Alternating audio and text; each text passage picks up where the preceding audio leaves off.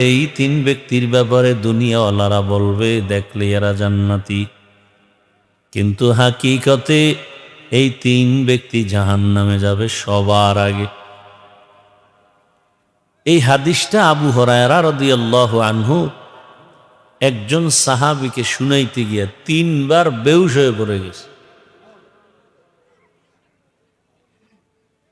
এক নম্বরে যে ব্যক্তিকে আল্লাহ ডাকবেন, জাহান্নামে দিবেন, ওই ব্যক্তি হবে যুদ্ধের ময়দানে গলা কাটা শহীদ। জামা কাপড়ে রক্ত লাগানো। আল্লাহ বলবেন তোমার জামা কাপড়ে কেন রক্ত? বলে যুদ্ধ করেছি। কেন করেছো? ও আল্লাহ, দ্বীন ইসলামের ঝান্ডা উঁচু করার জন্য। আল্লাহ বলবেন মানুষ তো তাই জানে, তবে আমি ভিতরেরটা জানি যা মানুষ জানে না। দুনিয়ার সব তোমার এই খবরই জানে, কিন্তু ভেতরের হালাত আমি আল্লাহ জানি। তুমি আসলে দ্বীন ইসলামের জন্য যুদ্ধ করো নাই, তুমি দুনিয়াতে বড় বীর যোদ্ধা সাজার জন্য করেছো। তোমাকে সবাই যোদ্ধা বলবে, তোমাকে সবাই বীর মুজাহিদ বলবে। এই উপাধি পাওয়ার জন্য তুমি যুদ্ধ করেছো, সেটা তুমি দুনিয়ায় পেয়েছো।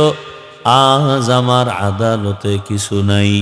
আল্লাহ বলবেন জাহান্নামের ফেরেশতা, এরে ধর, শিকল লাগায়া জাহান্নামে নিয়ে যাও। দ্বিতীয়বারে ডাকবে আমার মতো মাওলানা, এ ইলমওয়ালা মাওলানা আসো। তোমার ক্লাসে 20 জন, 30, 40, 50, 100 জন ছাত্র মাওলানা হয়েছিল। আবার তোমার ক্লাসে কত ছাত্র মাওলানা হতে পারে নাই। তোমারে যে আমি আলেম বানিয়েছি, বলো তোমারে ইলম দিয়েছি, সে ইলম দিয়ে তুমি কি করেছো? আমার মতো মাওলানা বলবে হে মালিক, তোমার দেওয়া ইলম আমল দিয়া দুনিয়ার মানুষের দ্বীনের পথে আহ্বান করেছি, দাওয়াত দিয়েছি, তোমার দিকে ডাকছি।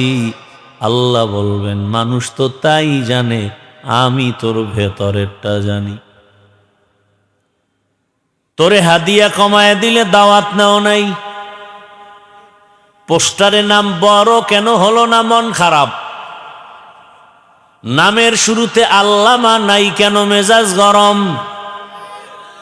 কেউ জানে না, আমি আল্লাহ তো জানি তোর অন্তরের হালাত।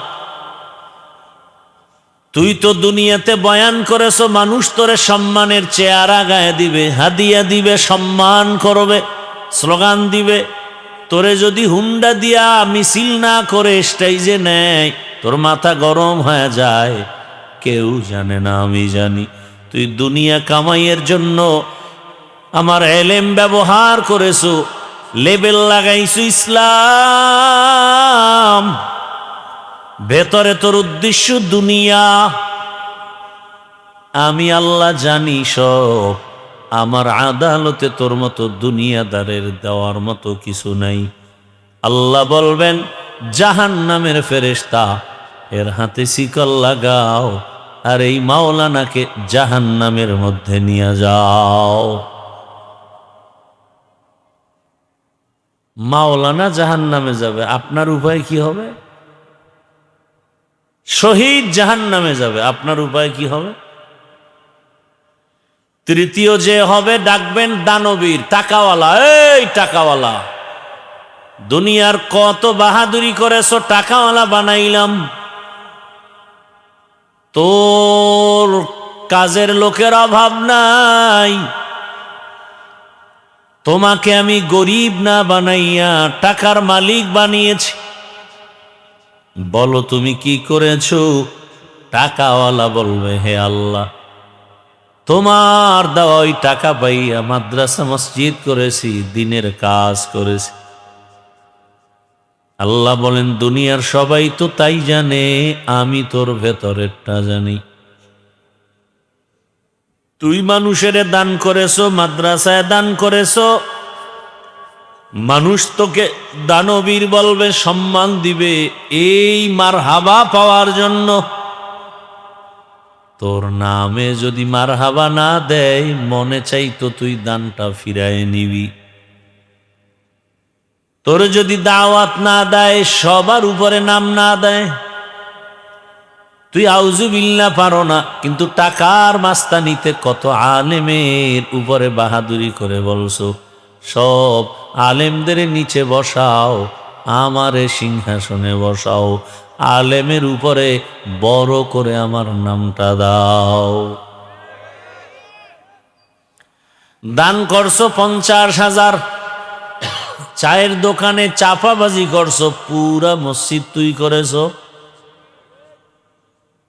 আল্লাহ বলবে দুনিয়াদারকে ধর, জাহান্নামের শিকল লাগায় জাহান্নামের দিকে নিয়ে যাও।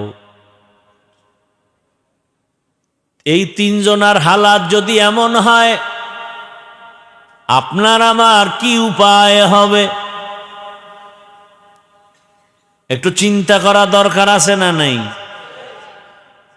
আল্লাহর নবী বলেন দায়িত্বশীলরা সাবধান, আল্লাহর আদালতে জবাবদেহিতার কাঠগড়ায় দাঁড়াতে হবে। ও বাবা মা, সন্তানের হক আদায় করেছো কিনা জবাব দাও। ও শিক্ষক, ছাত্রদের উপরে তোমার দায়িত্ব পালন করেছো কিনা জবাব দাও। ও স্বামী, স্ত্রীর হক আদায় করেছো কিনা জবাব দাও। ও ইমাম ও খতিব, মুসল্লিদের হক আদায় করেছো কিনা জবাব দাও। এভাবে আল্লাহ এক একজন ডাকবেন। একজন সাহাবী আবার প্রশ্ন করলেন, ইয়া রাসূলুল্লাহ, আমার মা নাই, বাবা নাই, ভাই বোন নাই, স্ত্রী সন্তান নাই, আমি একা, আমার কোনো দায়িত্ব আছেনি? রহমতের নবী বললেন, ও সাহাবী, আপনার দায়িত্ব কি জানেন? আপনার অঙ্গ প্রত্যঙ্গর দায়িত্বের জবাব দিতে হবে। হাসরের ময়দানে আল্লাহ জিজ্ঞাসা করবেন, তোমাকে দুটো হাত দিয়েছি, হক আদায় করেছো কিনা জবাব দাও। দুটো চোখ দিয়েছি, হক আদায় করেছো কিনা জবাব দাও। জবান দিয়েছি কথা বলার জন্য, আমার জবানের দায়িত্ব পালন করেছো কিনা জবাব দাও। অনেক গুনাহগারেরা আল্লাহর শাস্তির ভয়ে বলবে হ্যাঁ করেছে, আল্লাহ জানেন এ দায়িত্ব পালন করে নাই। আল্লাহ তখন বান্দার আসল জবান বন্ধ করে ঠোঁটকে বলবে কথা বলো, হাতকে বলবে কথা বলো।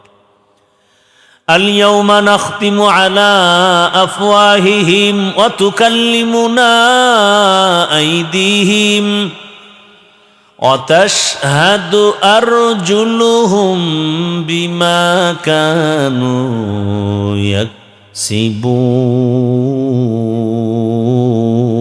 يكسبون দস্ত গুয়াদ মঞ্চুনি দুজদিদাম,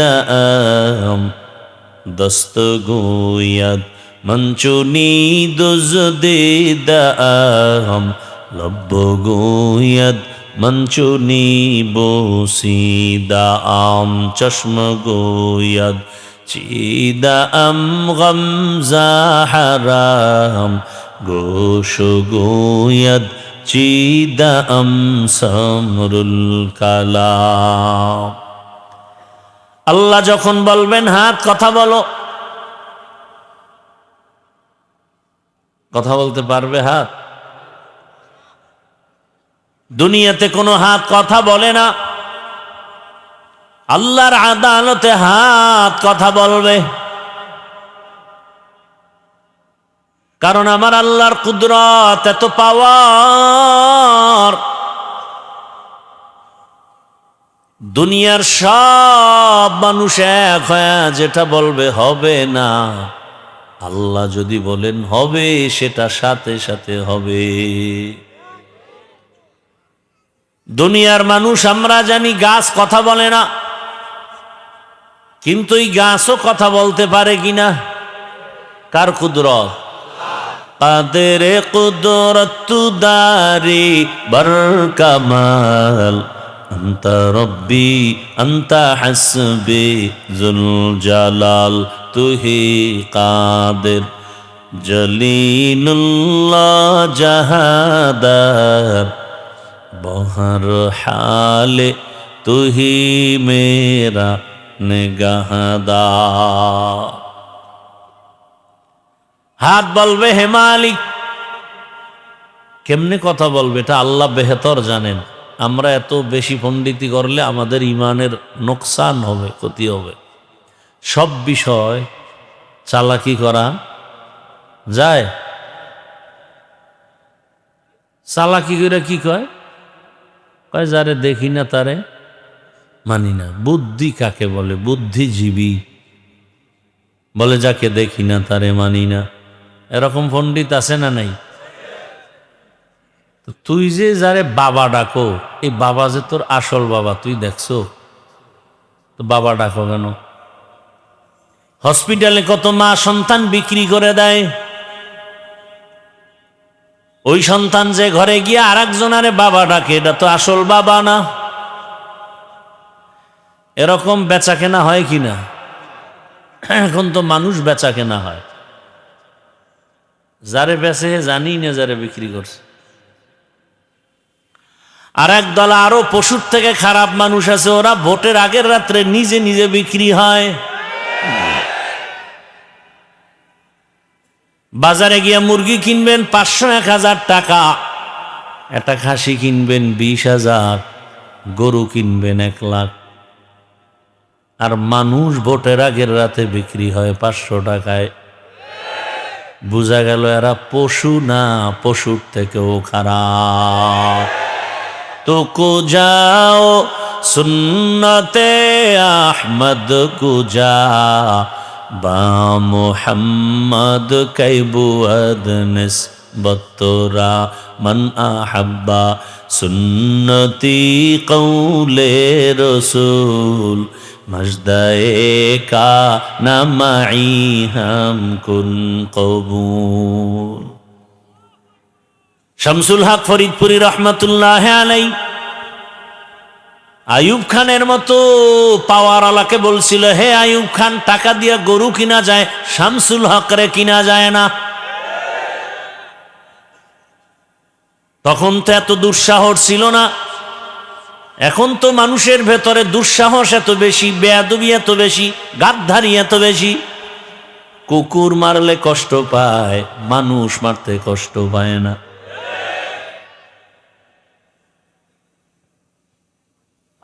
টাকায় বিক্রি হয়ে যায় মানুষ, অথচ এটাই তো চিরন্তন কথা। টাকায় বিক্রি হয় পশু, কোনদিন মানুষ টাকায় বিক্রি হতে পারে না। এরপরও যারা বিক্রি হবাই, ওই 500 টাকার পায়খানা খেতে হবেই যারা মান্যত করেছো। তোমরা ভোটের আগের রাত্রে 500 টাকা না খাইয়া বাথরুমে গিয়া 10 গ্রাম পায়খানা খাইও। দোকান থেকে হালাল সাবান কিনে গোসল করিও, কুলি করিও, গন্ধ চলে যাবে। আর ওই 500 টাকার গন্ধ জাহান্নামের আগুন ছাড়া তোমার যাবে না। আর একটা পরামর্শ ওই হারামখোরদের জন্য, যারা মান্যত করছো ওই পায়খানা খাইয়েই মরবা, তোমার কাছে আর একটা অনুরোধ, যেহেতু খাবাই, কোন মৌলবীর কথা তুমি শুনবা না। তবে তুমি খাইয়ে বিক্রি হতে গেলে অন্তত তুমি মানুষ হিসাবে বিক্রি হও, পশুর দামে বিক্রি হইও না। যে ভাই আমি তো সুরাতে মানুষ, ভিতরটা খারাপ হলো, অতএব গরু কিনতে যেহেতু 1 লাখ, আমারে অন্তত একটু বাড়ায় না দিলে আমার আর মান থাকে না, একটু বাড়ায় দাও।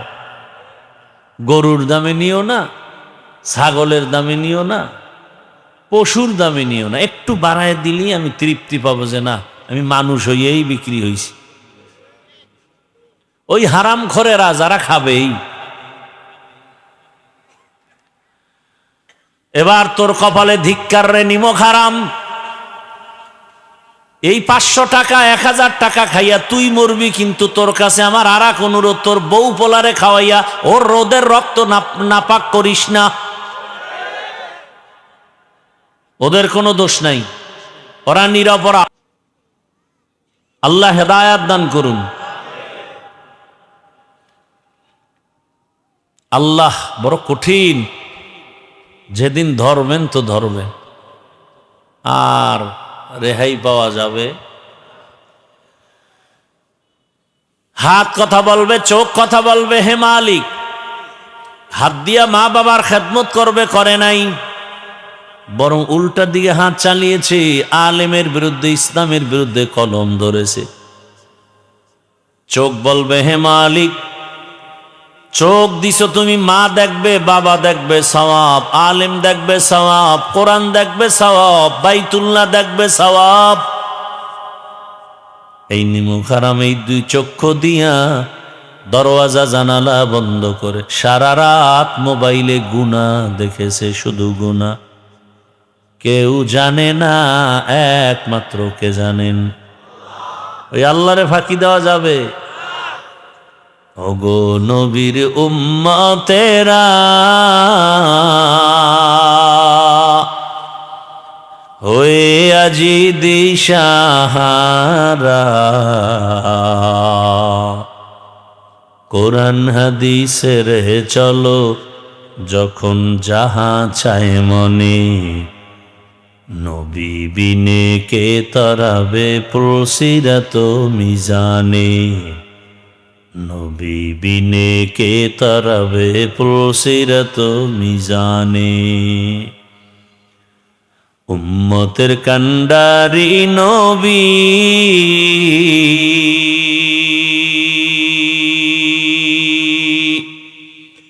কাঁদছেন উম্মতের লাগি, এখনো কাঁদেন নবীজি শুয়ে মদিনার পানে, নবী বিনে কে তরাবে পুলসিরাত মিজানে, নবী বিনে কে তরাবে পুলসিরাত মিজানে। কি রাগ করতেছেন নি আবার? আচ্ছা, আপনি যদি ভোটের টাকা খান, আমি ফিরাইতে পারবো? আপনার কাছে আসার আমার সময় আছে? আর আপনার এত তো আমার অ্যালার্জি নেই যে আপনার ফিরাইতেই হই। আমার রসুলের থেকে তো আর মায়া কারো বেশি না উম্মতের জন্য। সেই রহমতের রসুল এত পেরেশান, চাচা আবু তালিবকে কালেমার মালা পরাবে, পারাতে পারেন নাই। আল্লাহ আয়াত নাজিল করলেন, ইন্নাকা লা তাহদি মান আহবাবতা ওয়ালাকিন্নাল্লাহা ইয়াহদি মান ইয়াশা। হে রাসূল, আপনি যাকে ভালোবাসবেন তাকেই কালেমার মালা পরাতে পারবেন না। আপনি চাইলে হবে না, আমি চাইলে হবে। এরে আমার যুবক, পর্দার আড়ালের মা বোনেরা, বৃদ্ধ বাবাজি, আল্লাহর আদালতে হিসাব দেওয়া লাগবে, সেই ভয় অন্তরে যার আছে তাকে কোটি কোটি টাকা দিবে। ওই বান্দা বলবে, জীবন দিব, টাকায় বিক্রি হব না।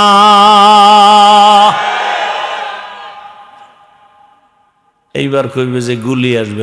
গুলি আসলে কোনো চিন্তা নাই, হয়তো হুকুমত নয়তো শাহাদাত।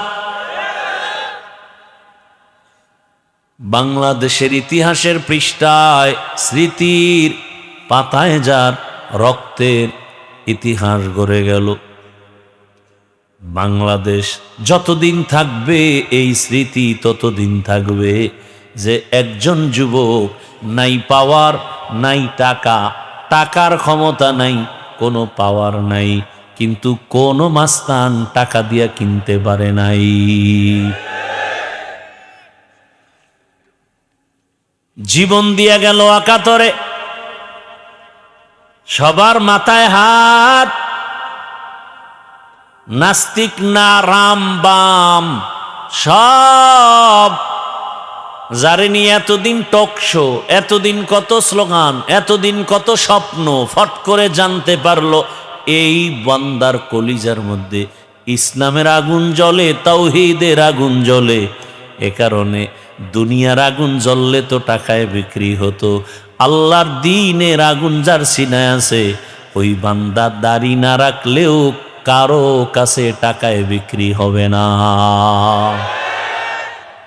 এখন নাস্তিকেরও মাথা গরম, এই হাদিরে লই আমরা ঘুরছি, রামবামের মাথা গরম, গরম হয়ে তো মাথা ঠান্ডার দিকে, এখন যে আসলেই তো সে ঠিক পথেই ছিল।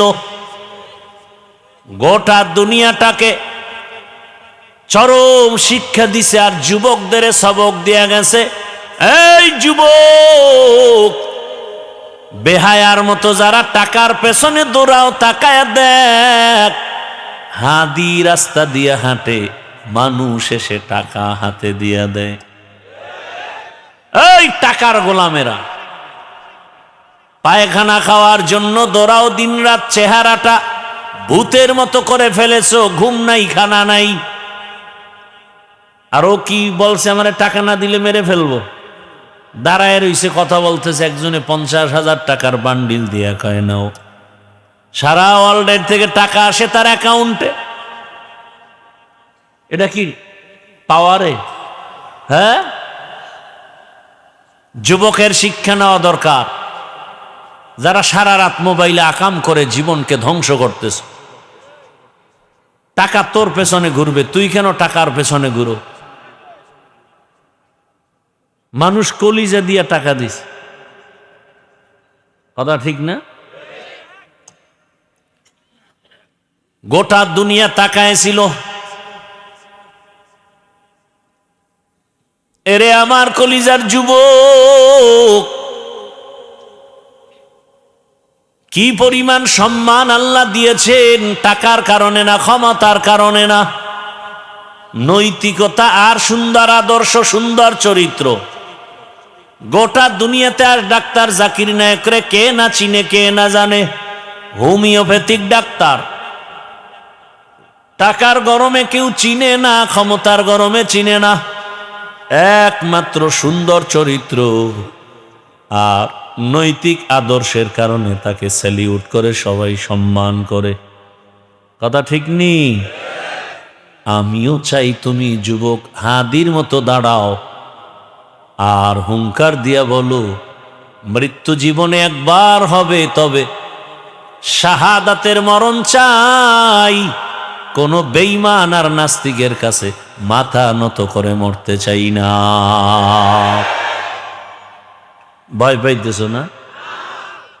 তোরা 100 যুবক স্লোগান দিলে কোনো পৃথিবীর কোনো মাস্তান সামনে দাঁড়াইবে সেই সাহস আছে? তোরও সাহস নেই, কারণ তুই তো পচা পায়খানা খাইতেছ, সারা রাত করতেছ মোবাইলে জেনা, সারাটা রাত জেনা করো, চোখের জেনা, হাতের জেনা, জবানের জেনা, অন্তরের জেনা। সেই ইমানের পাওয়ার আসবে কি করে? তোর উপরে মা কিন্তু অভিশাপ লাগায় রাখছে, হঠাৎ করে দেখবি চাকার তলে মাথা ঢুকে গেছে, কারণ তোর মা তোরে ভয় পায়, তুই এত বড় বেয়াদব। মা কলিজার টুকরা, সে তোকে ভয় পায়। এই যে কথাগুলো বলতেছি তোরে, তোর মা বললে তো তুই জায়গায় আগুন লাগাই দিতি। এখন তোর বাবায় যদি বলতেই কথাগুলো, তখন আগুন লাগাই দিতি, তোমার মতো বাপ লাগবে না। মা এত ভয় পায় তোমাকে, তুমি এত বড় চরিত্রহীন বেয়াদব যে মা তোমাকে ভয় পায়, তোমার কপাল কত খারাপ।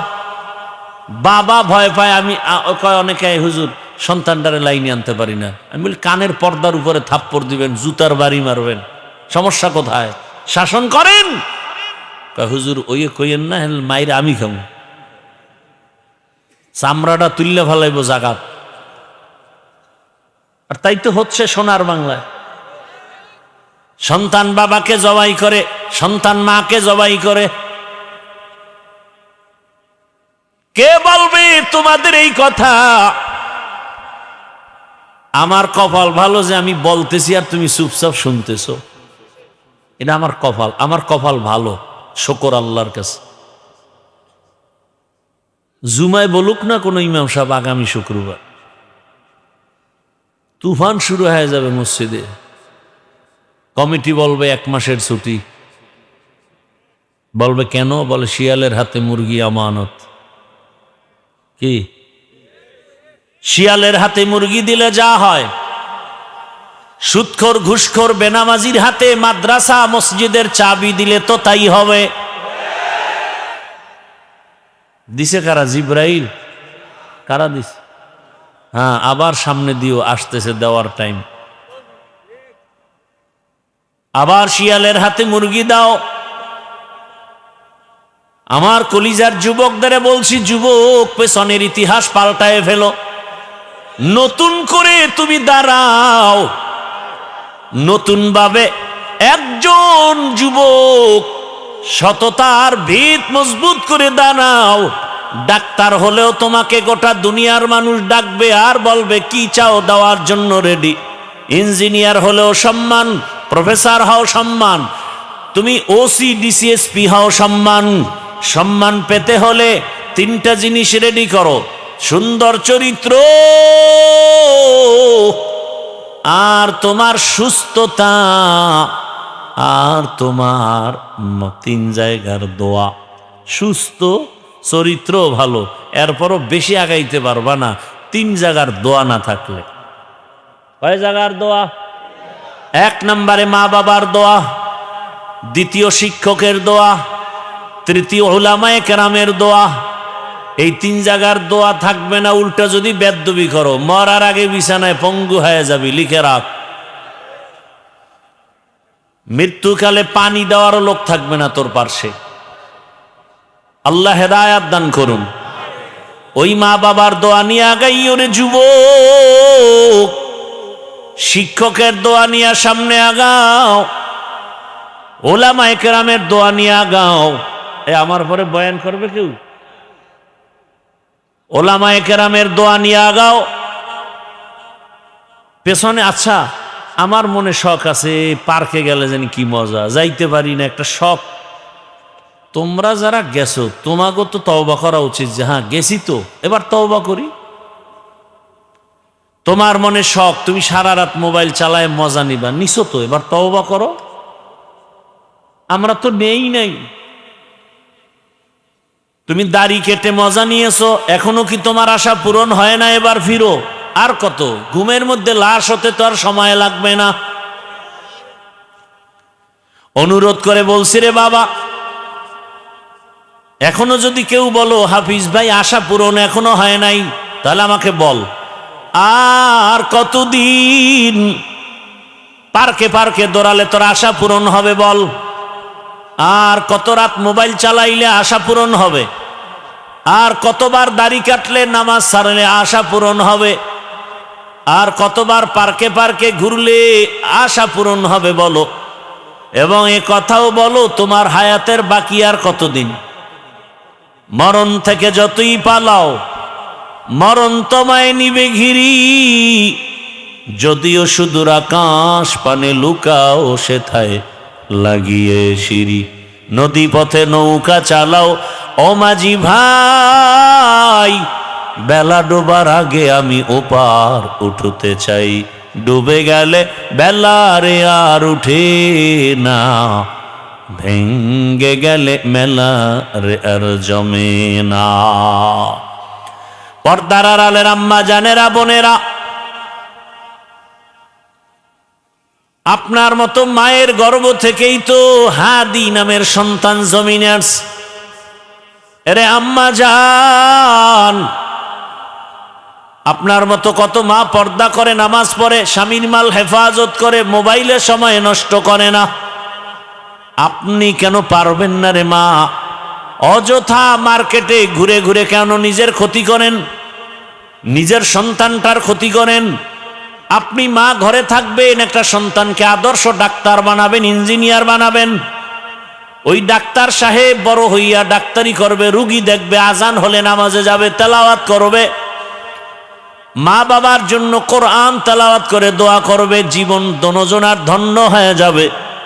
এরে আম্মা জান, এখনো সময় আছে, তওবা করেন।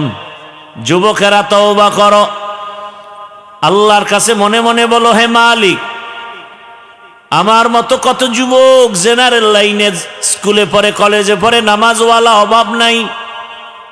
র্যাব, আর্মি, পুলিশ, বিডিআর এর চাকরি করে, নামাজ পড়ে, অভাব নাই। ডাক্তার, প্রফেসর, ইঞ্জিনিয়ার নামাজ পড়ে, ওসি, ডিসি, এসপি নামাজই, অভাব নাই। রাস্তায় গাড়ি চালায় যুবক, নামাজ পড়ে, অভাব নাই। তুমি কেন পারো না রে যুবক? আল্লাহর কাছে তওবা করো মনে মনে, আল্লাহকেই বলো, হে আল্লাহ, জীবনে তো দাড়ি কম কাটি নাই, নামাজ কম সারি নাই, বেপর্দায় আড্ডা কম দেই নাই। আজ তওবা করতেছি, মরে গেল আর নামাজ ছাড়বো না, দাড়ি কাটবো না, আর বেপর্দায় চলবো না। মা বাবার দোয়া, শিক্ষকের দোয়া, উলামায়ে কেরামের দোয়া নিয়ে নবীর আদর্শ মেনে চলবো। তওবা করার মতো যদি কারো অন্তর তৈরি হয়, মুনাফিকি যদি অন্তরে না থাকে, খাঁটি তওবার নিয়তে দুটো হাত আমার আল্লাহকে দেখায়া দেয়। আয় আল্লাহ, হাতগুলো কবুল করে নেন, তওবা কবুল করে নেন, তওবার উপরে মজবুত হইয়া চলার মতো তৌফিক দান করেন, আমিন।